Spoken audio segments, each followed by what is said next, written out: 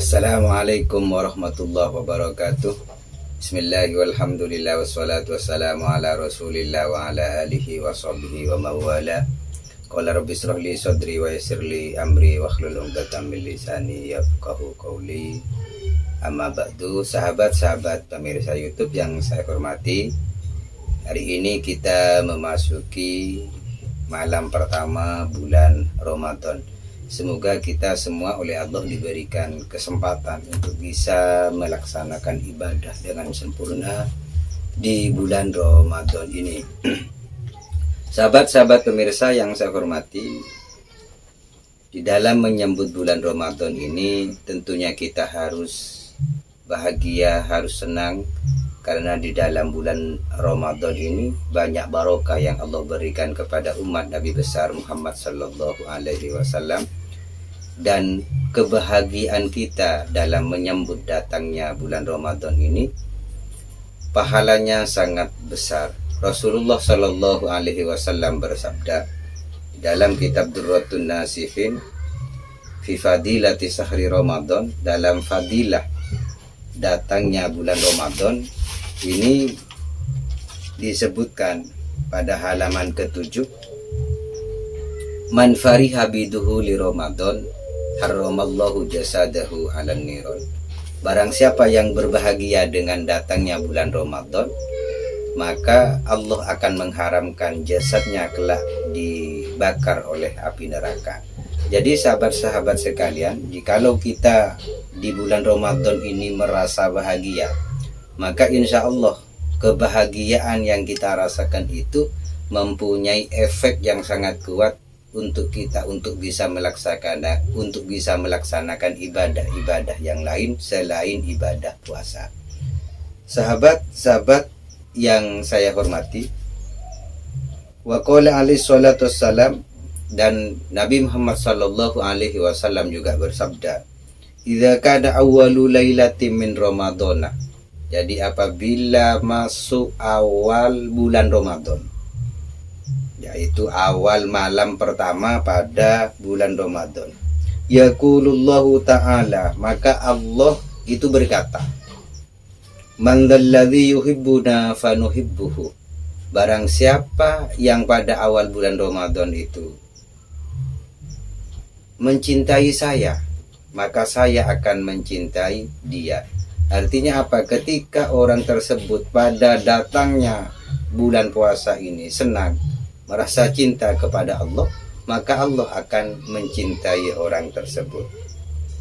Wa man dalladzi yatlubuna fanatlubuhu. Barang siapa yang pada awal bulan Ramadan itu atau pada bulan-bulan Ramadan itu mencari Allah, mencari keridhaan Allah, mencari keberkahan Allah, mencari rahmat Allah, mencari ridho dari Allah subhanahu wa ta'ala, maka Allah juga akan mencari orang tersebut. Artinya akan memberikan apa yang dia cari dari Allah subhanahu wa ta'ala.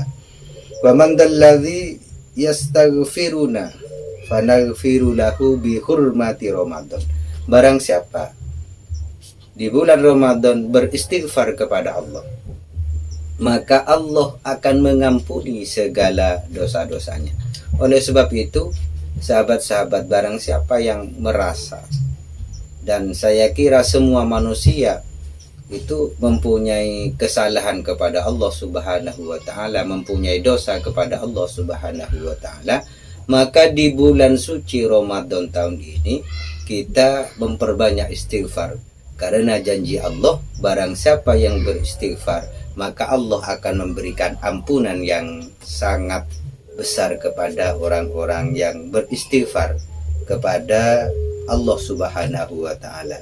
Setelah Allah mengatakan demikian, fayamurullahu ta'ala al-kiramal katibin, maka Allah akan menyampaikan, memerintah kepada malaikat al-kiramul katibin, yaitu malaikat al-katibin fi syahri Ramadan, di bulan Ramadan ini, bi ayyaktubu lahumul hasanat wa la yaktubu alaihimus sayyiat, dengan cara Allah memerintahkan kepada para malaikat untuk menulis kebaikan-kebaikan umat Nabi besar Muhammad Sallallahu Alaihi Wasallam dan tidak menulis kesalahan-kesalahannya.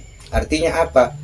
Para malaikat hanya diperintah untuk menulis kebaikan-kebaikan kita, sedangkan Allah yang akan menghisap kesalahan-kesalahannya. Artinya kesalahan-kesalahan umat Nabi besar Muhammad Sallallahu Alaihi Wasallam di bulan Ramadan ini tidak diperintahkan ditulis kepada malaikat, tapi Allah sendiri yang akan memberikan penilaian kepada umat Nabi besar Muhammad Sallallahu Alaihi Wasallam. Kenapa demikian?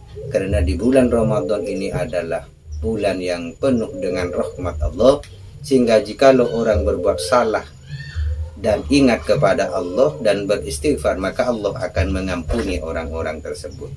Wa yamhullahu ta'ala anhum dzunubahum al-madiyah, dan Allah juga akan menghapus segala dosa-dosa yang pernah dilakukan di tahun-tahun sebelumnya. Jadi ketika kita banyak dosa kepada Allah pada tahun-tahun sebelumnya atau bulan-bulan sebelum bulan Ramadan, maka perbanyaklah istighfar, maka Allah akan mengampuni semua dosa-dosa yang kita lakukan.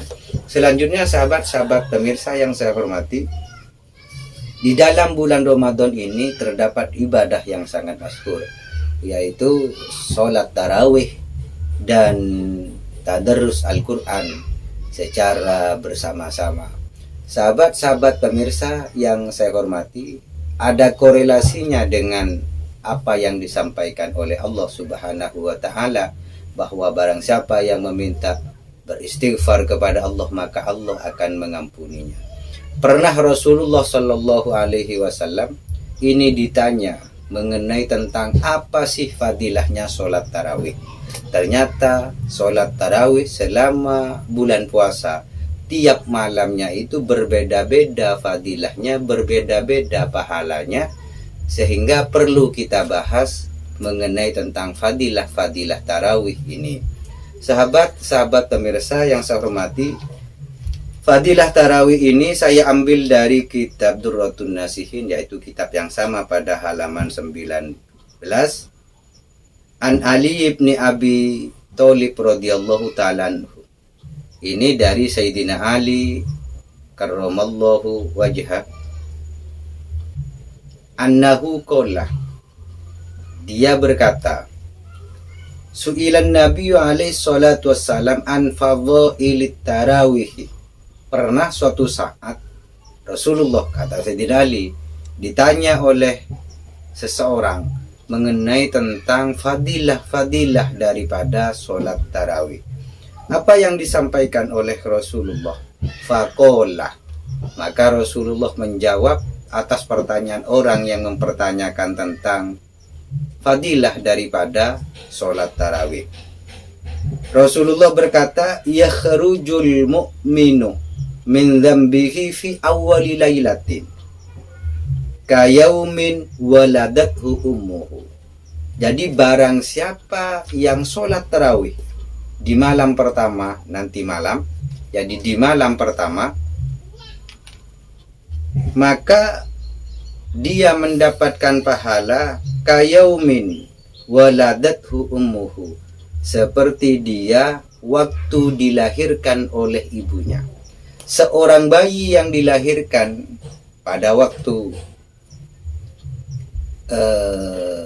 dilahirkan oleh ibunya, dia tidak mempunyai dosa seperti kertas putih yang masih belum tergambar dan tercoret, atau seperti kapas putih yang bersih yang masih belum diberikan pewarna.